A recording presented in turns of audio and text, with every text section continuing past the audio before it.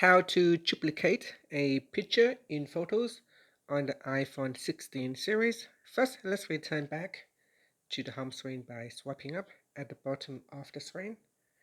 Then on the home screen, tap on Photos. Now in the Photos app, go to your library or to your picture album and open up the picture that you would like to duplicate.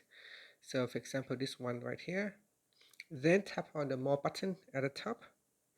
Next, from the pop-up menu, tap on Duplicate.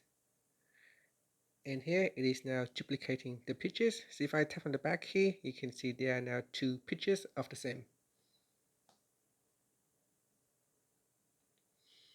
And that's it. So if I want, I can delete a picture and the other one still remains.